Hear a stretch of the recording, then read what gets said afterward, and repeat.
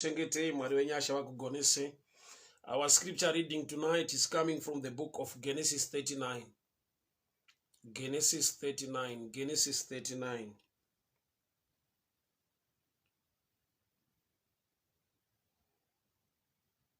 Genesis 39 from verse 19. Genesis 39 from verse 19, and I'll read. Potiphar became very angry and threw Joseph into the same prison where the king's prisoners were kept. While Joseph was in prison, the Lord helped him and was good to him. He even made the jailer like Joseph so much that he put him in charge of the other prisoners and of everything that was done in the jail. The jailer didn't worry about anything because the Lord was with Joseph and made him successful in all that he did. The Lord was with Joseph and he made him successful in all that he did. Father, we thank you. Father, we worship you. Father, we glorify your name. Father, we give you praise. Nokuti makanaka baba makatendeka. Nokuti makanaka makarurama. Muri mutsvene munogona nekutida, munotirwira nekutichengeta nekutigonesa. Taurai kuupenyu wenyu madekwani ano. Inokuti shoko renyu rinotisimbisa, rinotidzidzisa, rinotitsiura, rinotigonesa. Riongwe zita renyu baba nokuti muri mutsvene. Muzita ra Jesu Kristu Nazareta. Amen and amen. A good evening to you, my Mkwena Muguti. May the good Lord bless you. May the good Lord favor you. Thank you so much for tuning in. Genesis 39 from verse 19. Iri kutsanangura pamusoro pedambudziko raJoseph uye neuwepo hwaMwari muupenyu hwake. He was thrown into prison, yet the Bible rutaura kuti the Lord was with him. Everything chaaibata while least in prison, he was so successful. The Lord was with him, yet he was in prison. Mwari ndokubva vamupa success, but normally zvatinofunga uye zvatinoda sevanhu kuti kana ndiri mu prison, ndiri muusungwa, ndiri muutapwa, I need to come out.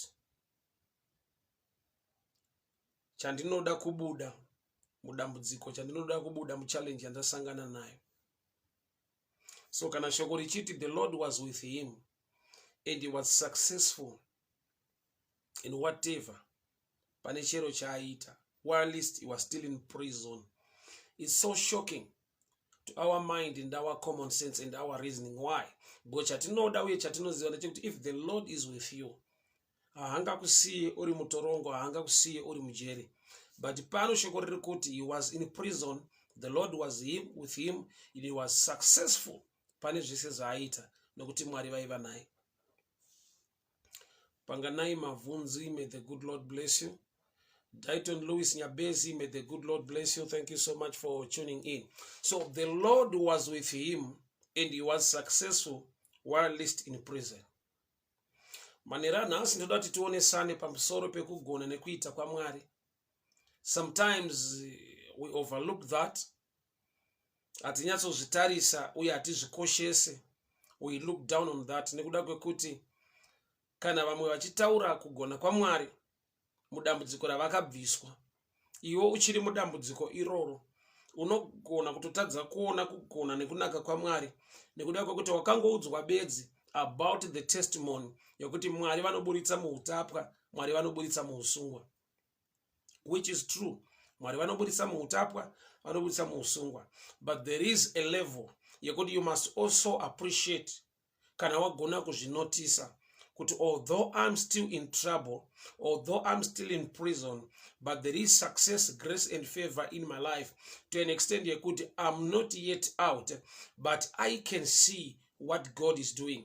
I can see the blessing and the favor of the Lord. Although ndisati ndaachiva, ndisati ndabata zvandofanirwa kubata, ndisati ndasvika pandinofanirwa kusvika, but there are small things zvandinofanirwa kuona kugona nekunaka kwaMwari, zvandinofanirwa kupupura kunaka kwaMwari. Tongai Karonga, a good evening to you. God bless you. So, he was in prison. And Mwari vari kutaura pashoko raMwari kutaura pamusoro pesuccess. Unoziva chatinoti success, chatinoti kubudirira, kana kuti success, kubuda musituation inorwadza, inorema. Saka pano is so shocking kuti shoko riri kuti the Lord was with him while he was in prison. And chese chaibata, God gave him success while in prison. The guy says not to prison, not in trouble. Tafadzo Evelyn Mupotsa, a good evening to you. God bless you. Thank you so much for tuning in. So he was in trouble and the Lord was with him. Kune favor, kune blessing, kune nyasha dzaitirwa ari mu situation yatingatarisira kuti dai abuditswa imomo. But pane nguva yekuti sometimes we overlook zviri kuitwa naMwari. Nekuda kwokuti takangoudzwawo kana takanzwa mu vachipawo matestimony vachitaura zvikuru zvavakaitirwa. Yet uri mu situation yekuti Mwari vane zvidiki zvavari kuita. Vane a plan to take you out.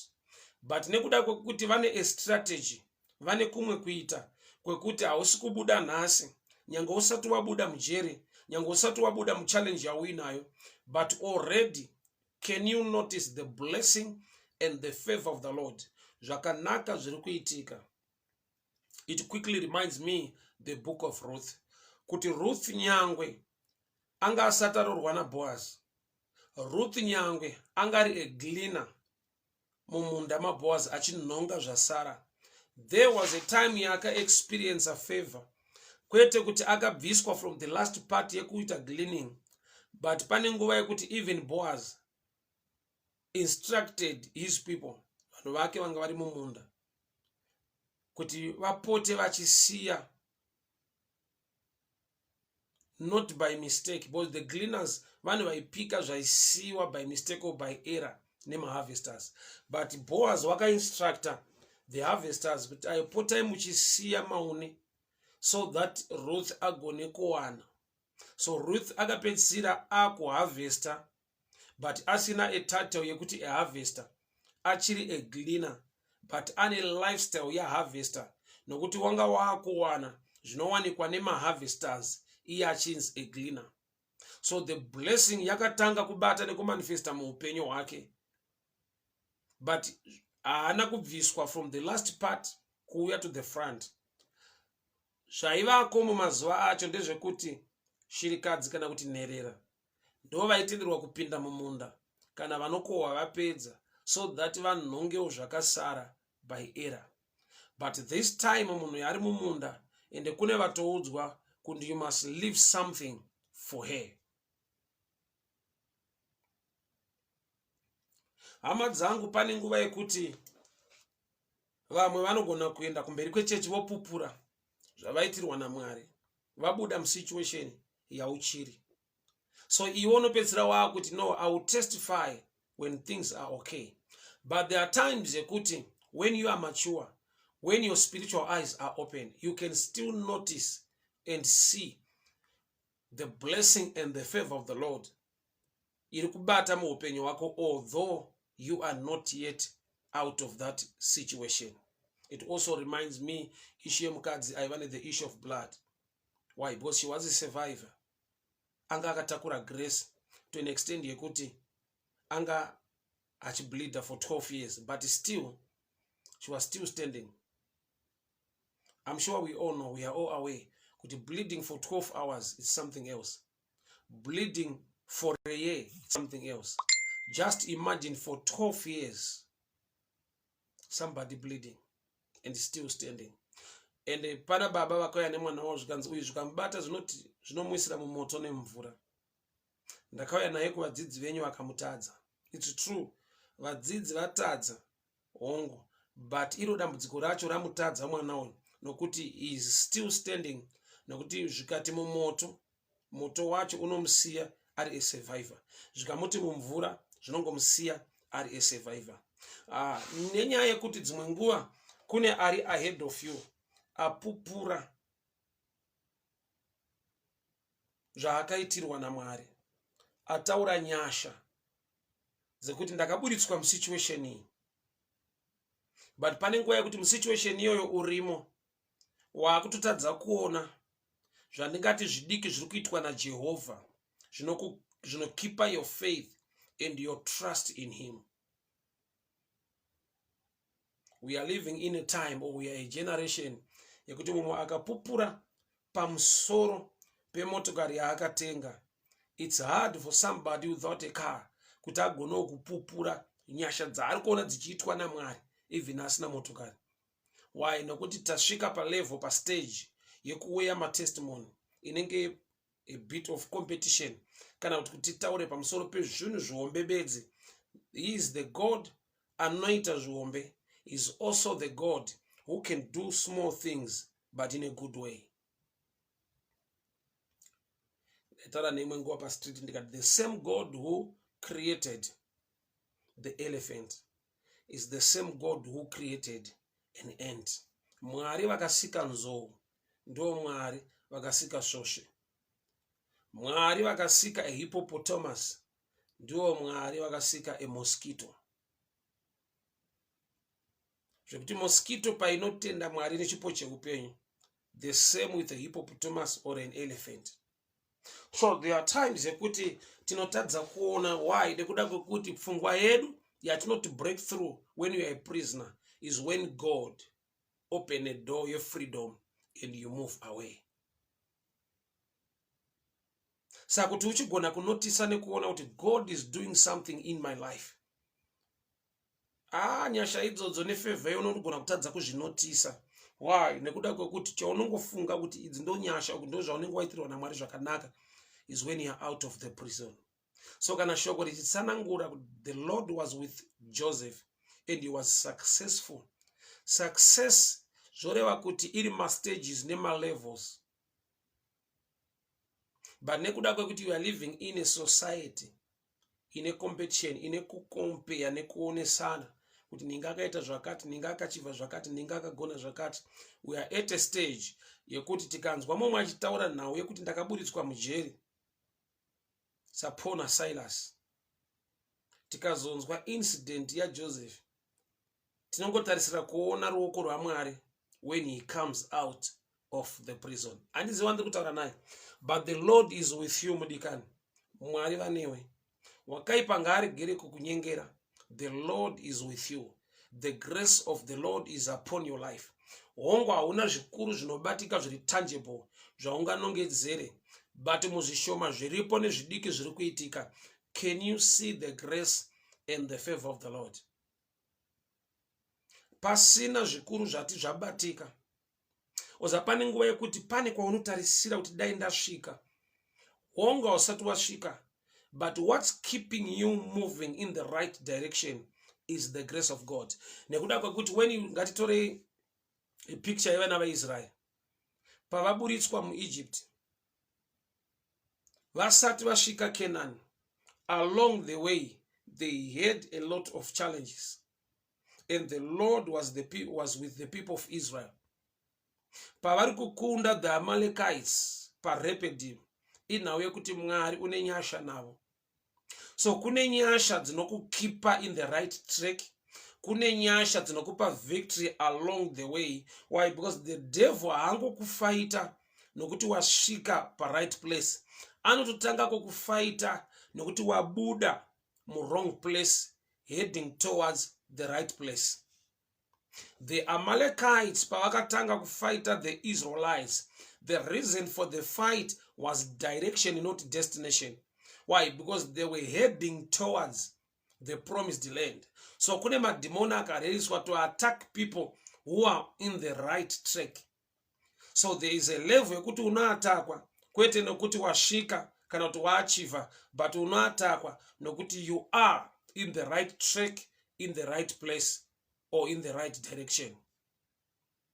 So victory nestrength to keep on moving. Zvinoda kutendwa nekuongwa Mwari, nekuda kwekuti unogona kutokundikana, nekuda kwekuti kune zvinogona kukufighta along the way.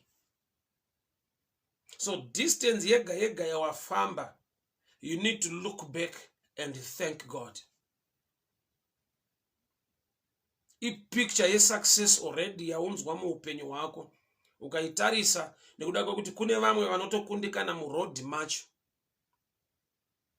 kusvika muKenani, mupromised land, chinhu chakakura. But dzimwe nyaya dzakakosha, kuramba uchifamba, kuramba uri right direction, kuramba uine the grace dzinokusustaina to keep on moving kuti ugosvika kwauri kuda kusvika. Kune a system inokuataka, a demonic system inokuataka, kwete nekuti waachieva kana kuti wasvika, but nekuda kwekuti wasimuka. Kune zvinorwa newe nekuti wangosimuka kubuda muEgypt. Kune zvinokutevera nokuti wakabuda kuEgypt. Remember, the Egyptian army followed the people of Israel. Kune mabattles ari pakati peKenani neEgypt. Mabattles iwayo haasi ekuti masvika, ndekungoti mukaramba makadaro munosvika. So the Lord was with Joseph, although he was still in prison. Kurati pane nguva yatinotadza kunotisa nekuona kugona nekuita kwaMwari, nekuda kwekuti tine testimony yatakutarisira kuti asi Mwari vakandiitira zvakati, ndichatenda Mwari, ndichaonga Mwari. But there are times yekuti at this stage we need to thank God. Tinofanirwa kuva nemeso emweya yekugona kuona kuti uyu ndiMwari uyu. Favor in prison. Not favor to come out, but favor in prison. Favor in prison kureva kuti munzvimbo inorwadza haugoni kuexperience marwadzo. Munzvimbo inorema, munzvimbo ine nzara hauinzwi, nekuda kwokuti Mwari wako ari kuprovide, ane zvaari kukuitira. Nokuti ukatarisawo pane vamwe, it reminds me the book of 2 Kings chapter 4. Mukadzi akaenda kuna prophet Elisha achiti, murume wangu akandisira chikwereti. Elisha ndokubva amupa instruction to go and borrow many vessels from your neighbors or from your community. Mukadzi akawana zvitini zvakawanda mucommunity. Ipo panonzi naElisha, go and borrow many vessels, not few but many.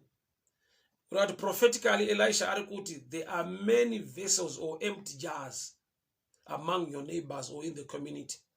Zvinoreve izvozvo. Zvinoreva kuti although she was crying, but she had something, a small jar of oil.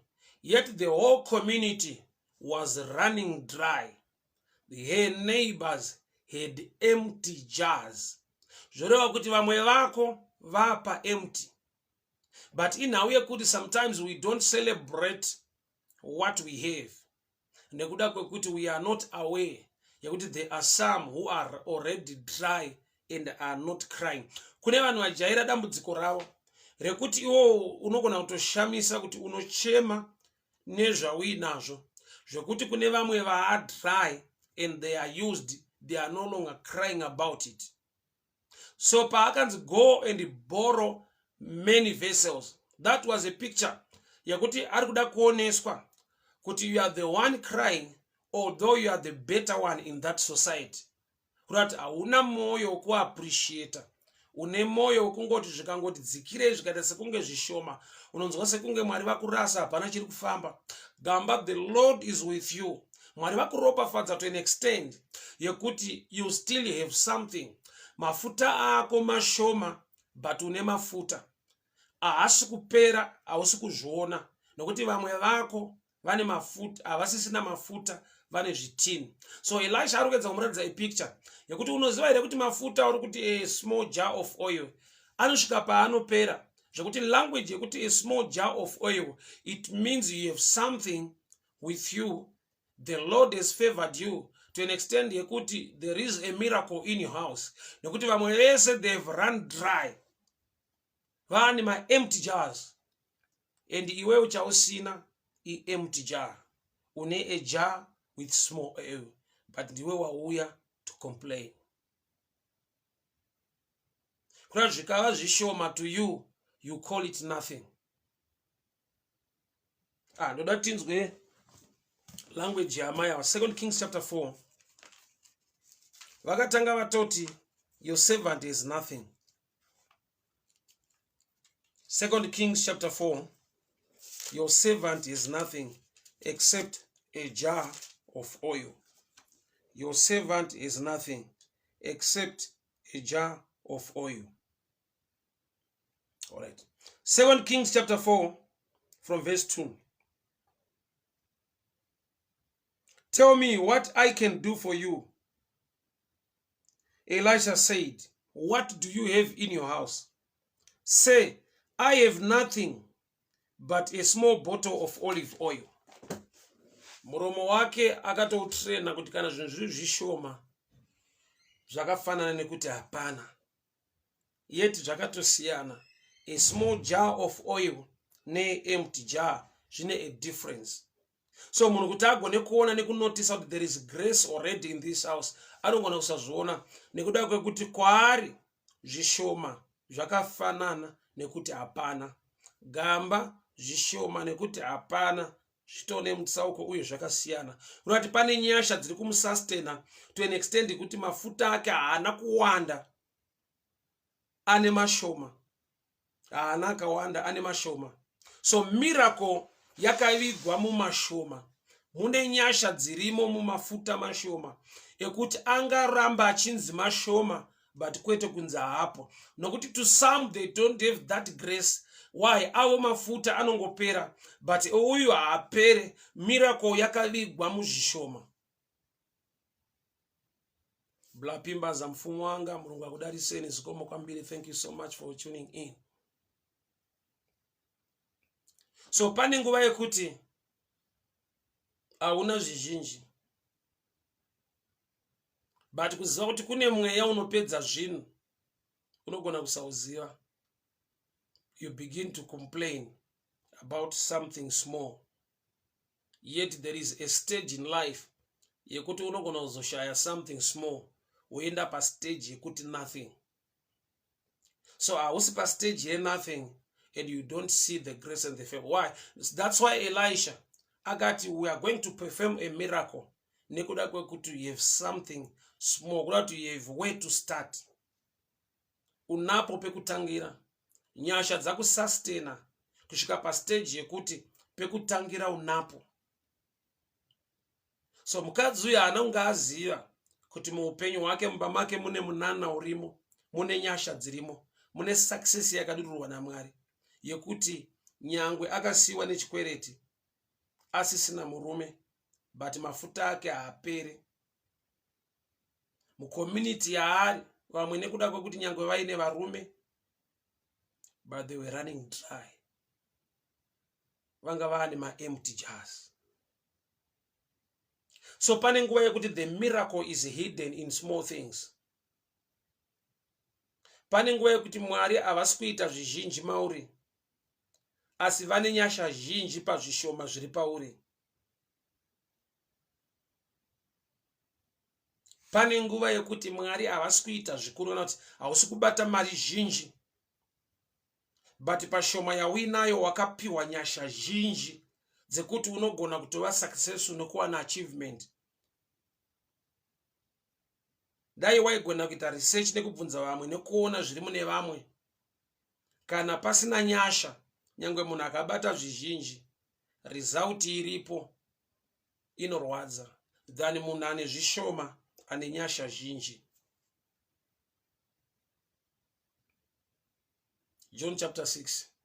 Kamukomana kaiva nehove nechingwa akana kuziva kuti the miracle of feeding 5,000 people iri hidden mu something small, muzvishoma zvakabatwa nemukomana.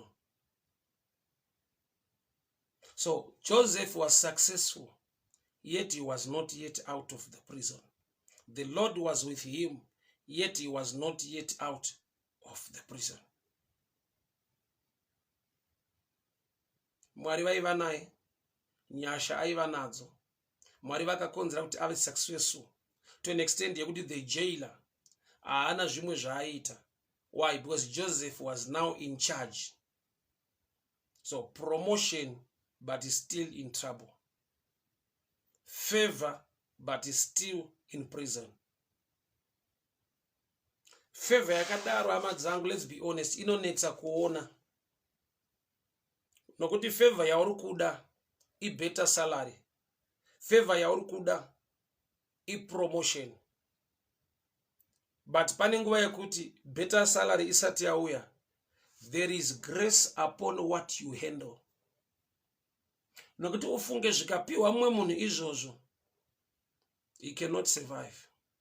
Ausati wamudzwa munhu achibvunza kuti ko munorarama sei nekasalari kakadai?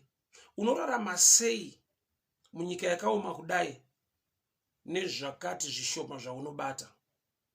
That question is just a shadow picture. Yekuti already there is grace in your life. You are successful. Although usina mari zhinji kana a higher position, but mu level yawina zvishoma zviripo, God has given you success. Nokuti zvishoma izvo zvikaiswa maoko emwe munhu anoita stress, anoita BP, mumwe anofa. So wachinzwa mumwe achibvunza kuti how are you surviving in this harsh environment? Muma situations akaoma kudai with such terrible challenges in this economy. How are you surviving? Unozvifambisa sei?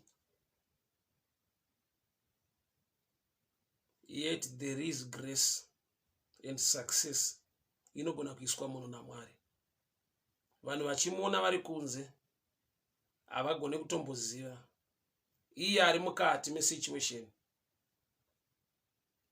Anogona kuona kuti apa ndiMwari. Mari yandinobata iyi haigone kuchengeta mhuri yandinayo nemaresponsibilities andinawo haikwane. But chatisustain nekuti mhuri ichengeteke is only by the grace of God.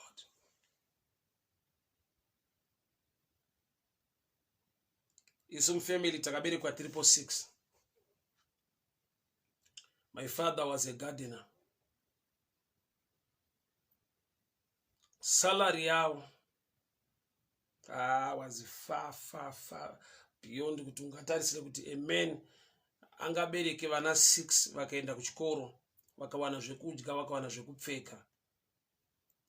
Breakdown yebudget yaikonzera a breakdown pamunhu ari kuita budget yacho, nekuda kwekuti things were not so good uchicompare nesalary nemamiriro anga akaita economy nebig family yanga ina dead. I just wonder how he managed it. Bozo ukatarisa life yedu mazivano, having 2 kids or 3 kids vachienda kuchikoro vachidya, it's something else. But ukatarisa mumhuri yaunenge wakabva, the whom I'm talking to, you wonder kuti mudhara unoita vana 6 or 7, some they were 8, some they were 10. Utarisa salary nebasa raitwa nemunhu ari kuchengeta vana 10 or 8, aiwekeke pese paunoda kuita breakdown yebudget, the budget ndio inokuita breakdown. But madhara iwayo anga ari masurvivor. Madhara iwayo akangova successful anyway.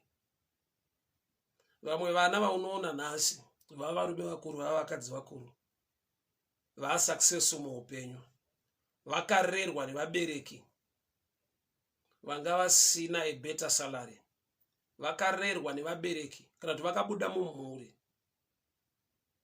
saiva nevana vakawanda kwazvo 8, 9, 10. But kune mubereki anga ane 1 salary. So kazhinji we overlook that tova tataiwa life yanga iri bosterek kudara, ukaiswa mutsoka dzavo wopiwa salary iyoyo mueconomy iyoyo. Pese paunoda kuita breakdown yebudget, the budget will break you down. So chii chakakonzera. That's where the grace of God comes in now. That's where we can see success while least in prison. Success while least you are still in prison. Kune zvinoitika zvekuti wega unofanirwa kuona kuti uyu ndiMwari. Pakadai hapararamike. Salary yakadai hauna kwaunoenda, hauna chaunoachieve. That's when you can see now. That's the hand of God. Uruoko rwaMwari rwaibata apa.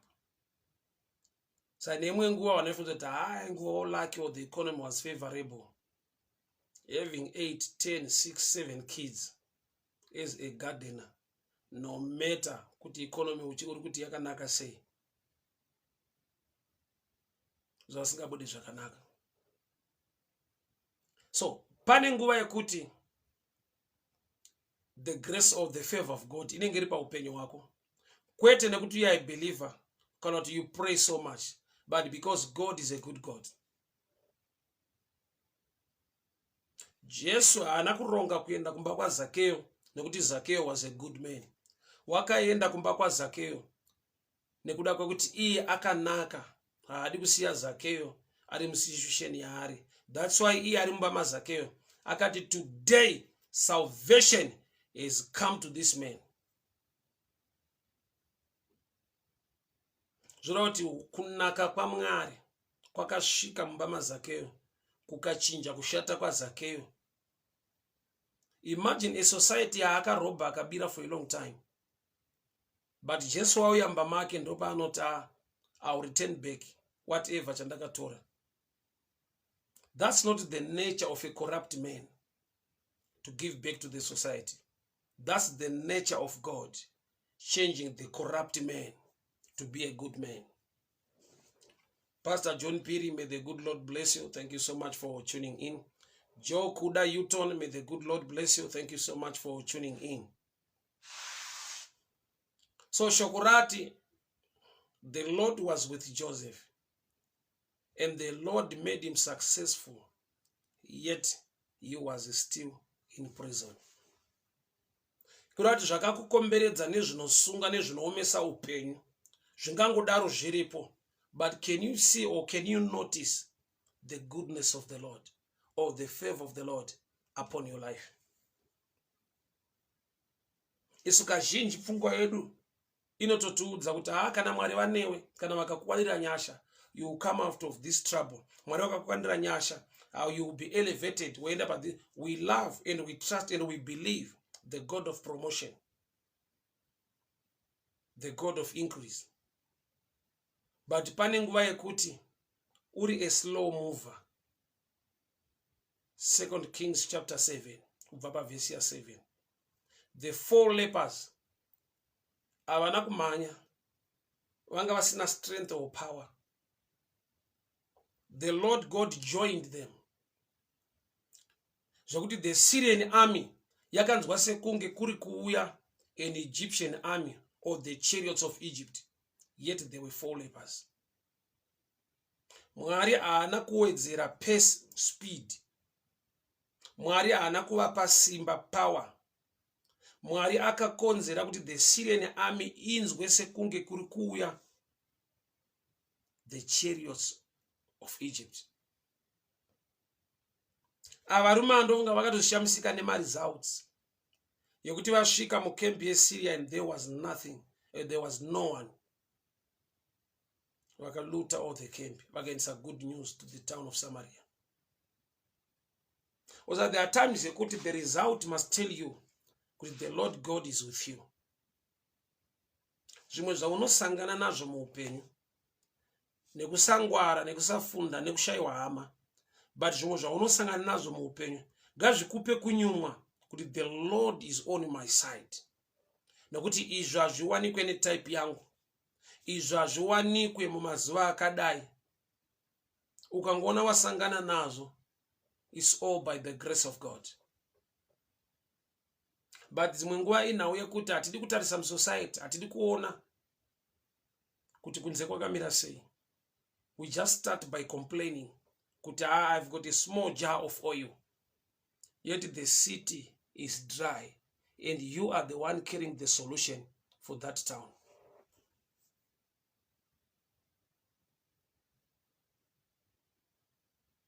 The jailer did not do anything. Aka surrender all responsibilities to Joseph. Kurat Joseph anga urarama a lifestyle of a jailer. He are in jail. Ndiye anga are in charge. Aasi pa salary. Aasi a jailer. But the jailer wakashika pakupa responsibility yese kuna Joseph. Nekuda kwekungoti the Lord was with him. He was favored by the Lord, although he was still in prison. Unozoere kuti ukava nemeso anogona kuona kunaka nekugona kwaMwari, uri mu challenge, uri mu trouble, it hurts the devil so much. Why? Because you start believing God, worshiping God, trusting God, honoring God, while at least you are still in challenge. Why? Because the devil's mindset, ndeye kuti akakufrustrate nema challenges, ukasangana nezvinorema zvinorwadza, usanamate Mwari, usade Mwari, usatruste Mwari. Pressure yese anounza, just like zvaari kuita kuna Job, is for Job to speak negative against God. Is for chaari kungoda the devil is to harm Job so much to an extent yekuti Job unoramba kunamata Mwari. So the devil iye pachake was the one frustrated by Job. Why? Nokuti in all things he trusted God. Pamamiriro ese ezvinhu akaramba achingovimba naMwari. Munhu aigona kuona blessing in the midst of trouble.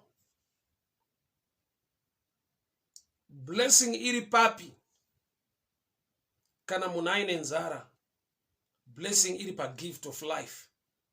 Though hungry, but I'm still here and I need to thank God for the gift. So there is a blessing in every area.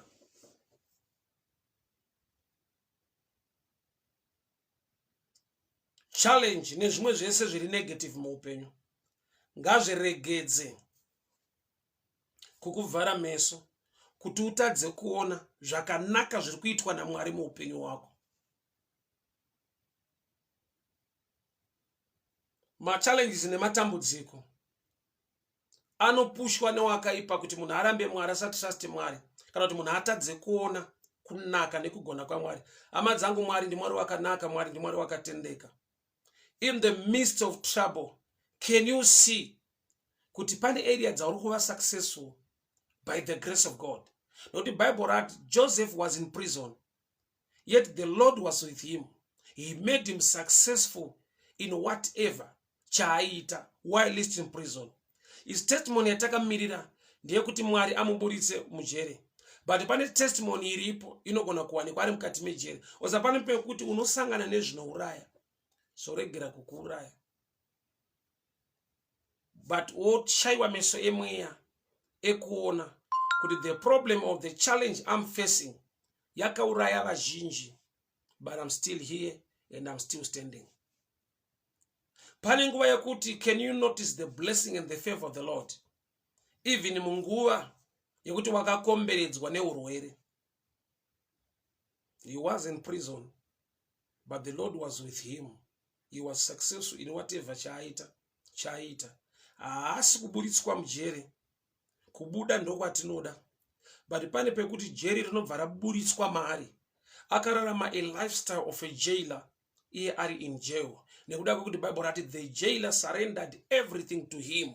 He was the one in charge. He was very successful, yet still in prison. Arimo mukati. Asata abuda. But there is success and favor. Kurati Joseph asati abuda mujeri, Mwari vakaburitsa jeri muna Joseph. So pane nguva yekuti hausati wabuda munhamo, but wega unotozviona kuti nhamo yakabuda mauri haimo. Hauna salary yakakura, hausati waburitswa munhamo, but nhamo ndo yakatoburitswa mauri haimo. Nokuti pazvishoma zvaunobata there is grace and there is favor yekuti upenyu hunongoendeka to an extent yekuti vanhu chinoita kuti ugone kuandastanda zvanotaura ndezvekuti pane pamwe kuti vanhu vanokubvunza kuti saka unozvifambisa sei. Maybe uri kushare nemunhu yewamuudza responsibilities are we now, challenges are we now.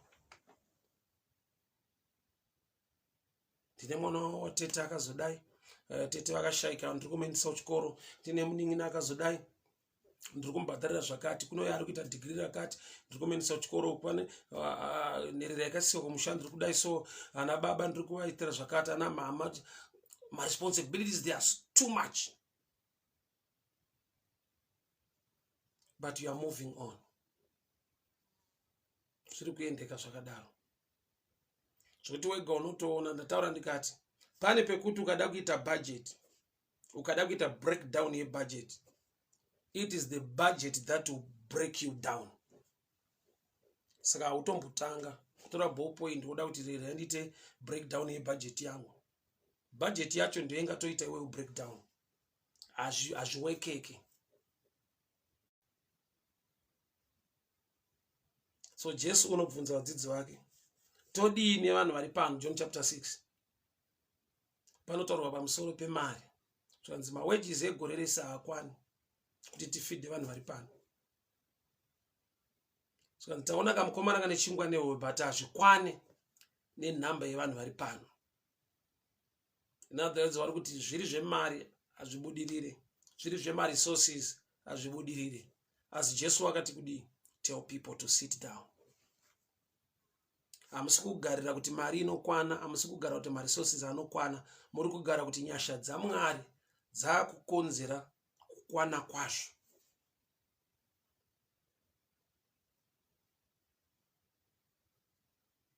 We are in a time, in a season, in an era yekuti vamwe vakapupurawo zvikuru zvavaitirwa naMwari, vane zvidiki zviri kuitika muupenyu, vanonzwa sekunge it's not worth it to testify zvimwe zvinhu. Anonzwa sekunge it's not worth it. Anzwa matestimony evamwe.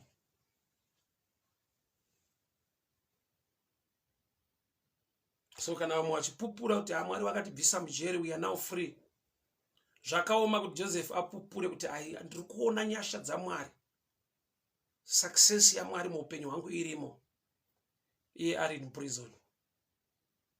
Vanhu vanogona kuti aiwa hazvisirizvo, ari kuresva kutaura. But there are people who are blessed, vasina zvimwe zvinhu zvikuru but vanongoona kuti muzvishoma zviripo tiri kuona nyasha nekubata kwaMwari. So blessing haisi pakuti Joseph wabuda mujeri. Blessing inotangira pakuti ari mujeri, Mwari vakaburitsa jeri, maeffects ejeri maari. Zvikafanana nevana veIsraeri vari mugwenga, but maconditions anorwadza emugwenga anga akabviswa pavari. Remember, vaifamba neshongwe yegore, kuchipisa gore raiprovide a shade to them. Usiku kusingafambike, shongwe yemoto yaivatungamirira yaiprovide heat and light kuti varambe vachifamba even uri usiku. Mugwenga hamurimiki, hamuna zvekudya, munorema. Mwari akaprovide mana, Mwari akavapa chingwa. Mvura inonetsa mugwenga, vakanwa mvura padombo. Vakapfuura nemugwenga, but maeffects egwenga haana kupfuura nemavari. So Joseph asati abuda mujeri, Mwari vakaburitsa jere muna Joseph.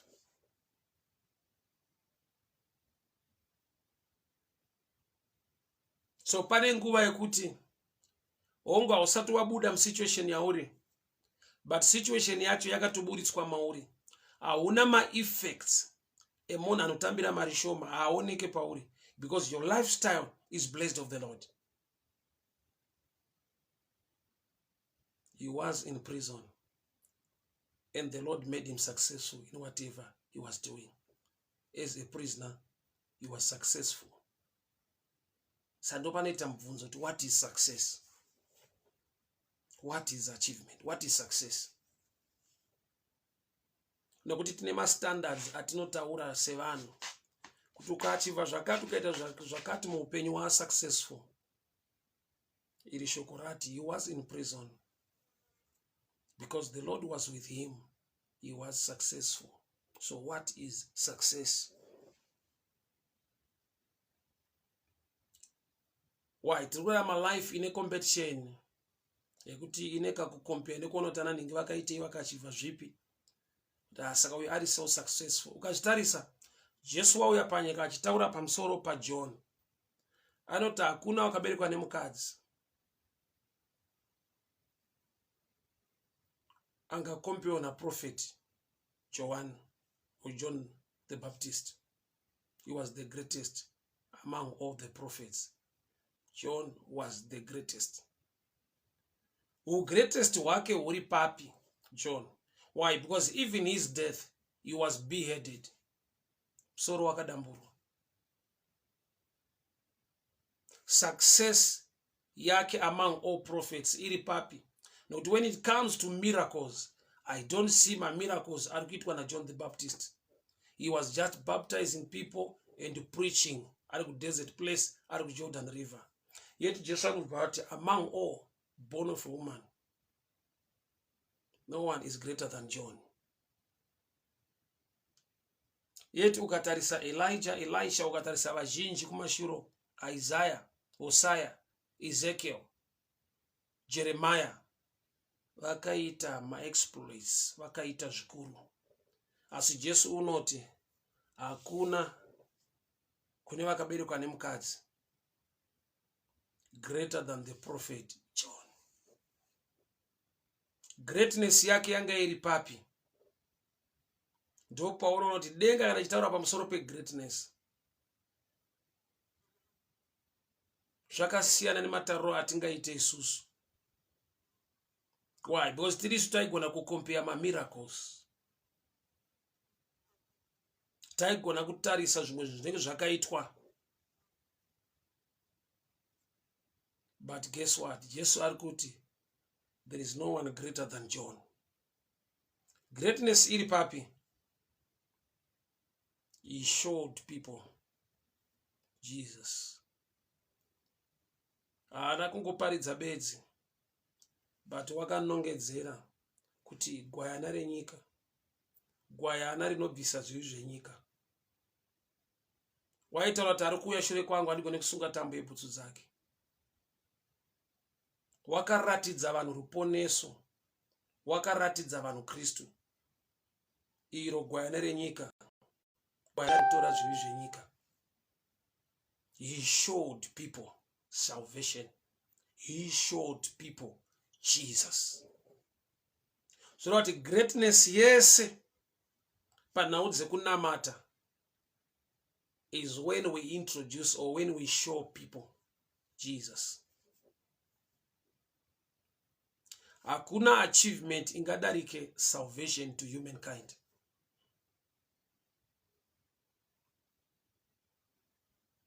Pangaitike minana mizhinji, but the greatest of all is when you believe and trust in him, the Son of the living God, and that is Jesus Christ.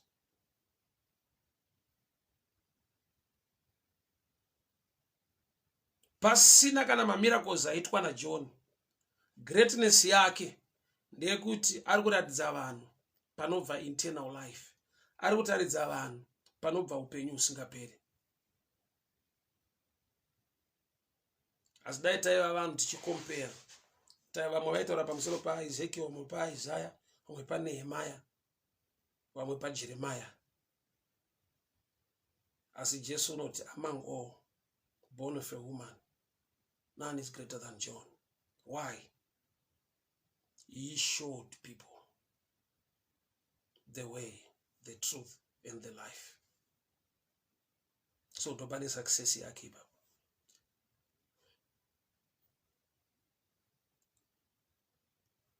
He was in prison, but the prison was not in him. Aiva mujere, but jere ranga rabviswa mari. Anga aine a lifestyle of a jailer. Iye ari mujere, asina lifestyle yemusungwa. Blessing kana kuti success inogona kutova muupenyu hwako. Utotadza kuinotisa kana kuzviona nekuda kwekuti une zvaunocompare, une zvaunonzwa vanhu vachitaura.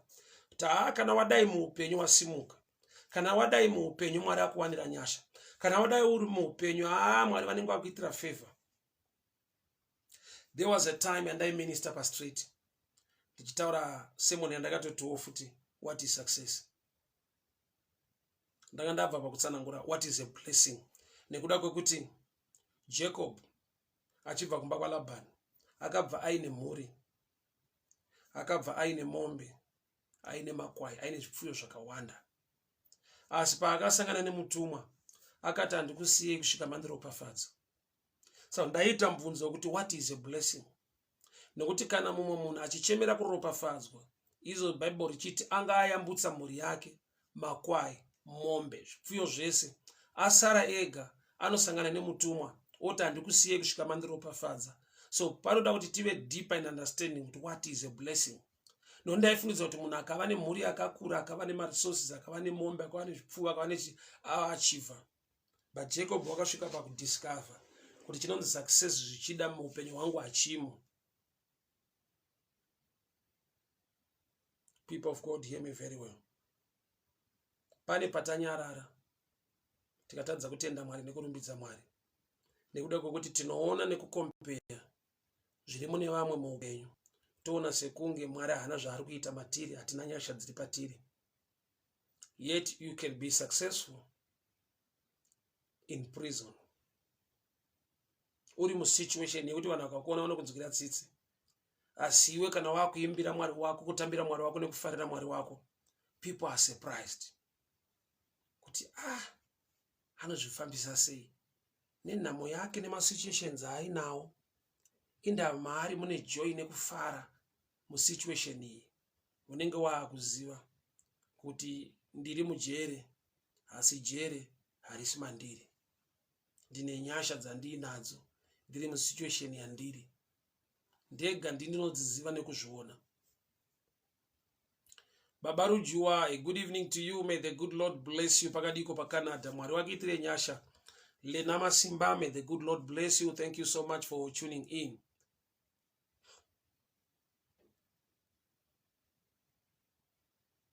People of God, amadzangu, pane nguva yekuti we overlook zvimwe zvinhu zviri kuitwa naMwari muupenyu. Takatrena miromo yedu kutaura kuti hapana iripo, kana kuti zvinhu hazvisi kufamba. I thank God mazuva ano vanhu vadevelopa kamwe kaculture. Unonzwa mumwe achitotsura mumwe munhu kuti asikana tendai Mwari, asikana regerai kushora, tendai Mwari, pamuri papapa zviri kutoitika, tendai Mwari. Ende vamwe vabvuma kukoritika kuti handidi kunyepa hama dzangu, handisati ndaachiva zvandinoda nekusvika pandofanirwa kusvika, but I see the hand of God over my family, over my life. Now yekuti takatrena miromo yedu kungoti hapana iripo. Tariro Mudonzo, may the good Lord bless you. Semukadzi akanzi Elisha, kumba unei? Akati muranda wenyu hana chainacho. I have nothing zvinoreva kuti hapana, except a jar of oil. Tokubva ndichienda mucommunity unoona the community is dry. Ukatoda ma-empty jars usatomboenda kure zvako. Go to your neighbors. Vamwe vako they are dry and not complaining. Iwe une a small jar ndiwo uri kuti nothing. Saka uda kuti vane nothing vazoti kudii, because kana iwe une something waisvitsa palevel yekuti nothing na something zvakatosiyana. Kunati aitadza kuona favor yaainayo nekuda kwekuti ane zvishoma, asi aifanirwa kuziva kuti kune mweya wekutoshayisisa. So zvishoma zvinotendwa Mwari. Panotaridza kuti patone nyasha ipapo nekuda kwekuti pane mweya wokutoshaya.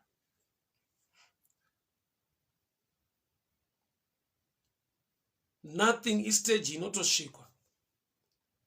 But kana une something small, zvinotendwa Mwari nazvo izvozvo.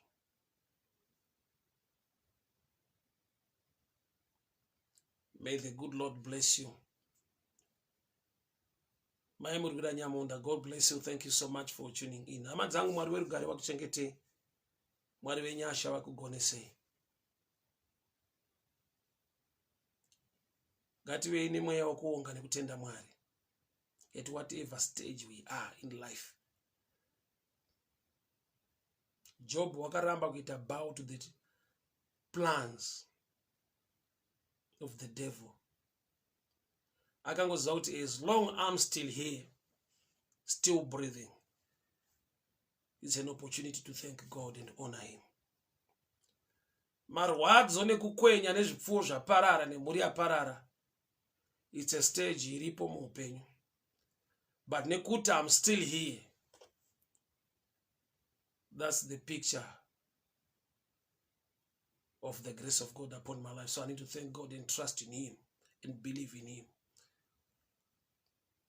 Why? Because as long as you are still alive, the opportunity to bounce back is still there.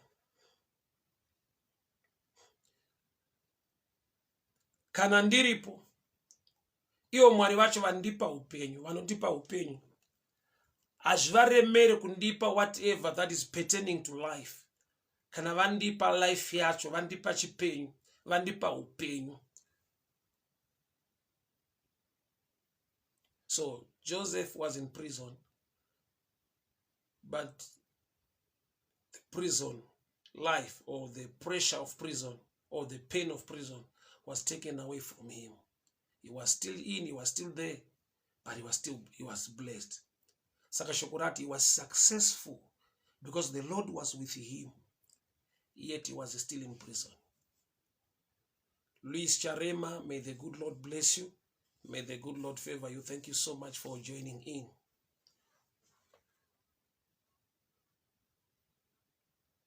So nguva yauri, nguva yatiri, mamiriro akaita zvinhu.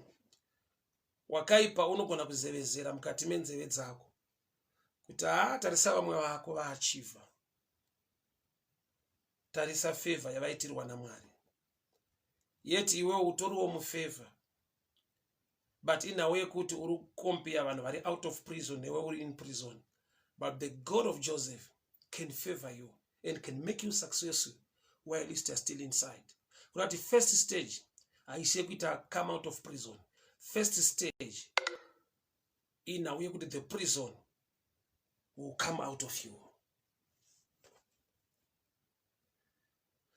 Hama dzangu ndinotenda Mwari zvikuru manheru ano. Mwari werugare, Mwari wenyasha. I'm sure my battery is running off now. It's low battery. But anyway, thank you so much. Join me tomorrow morning for prayer session. Join me tomorrow morning for prayer session. I pray for the hand of protection, hand of blessing, hand of favor to be upon your life. Mwari ndi Mwari wakanaka, Mwari ndi Mwari wakatendeka. At every stage of life, we need to honor him and thank him. Mwari wa Ezekiel, Mwari wa Jeremiah, Mwari wa Isaiah, Mwari wenyasha mutsvene wakatendeka. Tanamata manheru ano, tichikupai kutendai nekukuungai. Tiri kuona ruoko rwenyu nekubata kwenyu mumazuva edenda reCovid-19. Tiri in this season and this era of this pandemic. Tiri kuona success yenyu Mwari yamakagara muupenyu hwemumwe nemumwe. Tiri vatano, tiri vapenyu. Tiri pano nekuda kwechipo cheupenyu nenyasha dzenyu. Takupai mbiri nekukuremekedzai mutsvene. Vana venyu ngavarangarirwe zvavanobata nezvavanoronga. Mhuri dzavo ngadzichengetwe. Favor Baba. Ndatara kuporeswa pane vanorwara. Ndatara kudzikinurwa kubva pahosha nedenda riri muupenyu hwevana venyu Baba. Ngavaporeswe, ngavadzikinurwe. In every situation dzavari Baba, ndataura the grace to be successful. Nyange vasati vasvika papanofanirwa kusvika, imi munavo, imi munovarwira, munovagonesa. takupai mbiri nekukuremekedzai muzita raJesu Kristu eNazareta. Amen and amen. God bless you, God bless you, God bless you. A good night to you. May the good Lord bless you. May the good Lord favor you. Murare munyasha hama dzangu. Bye bye.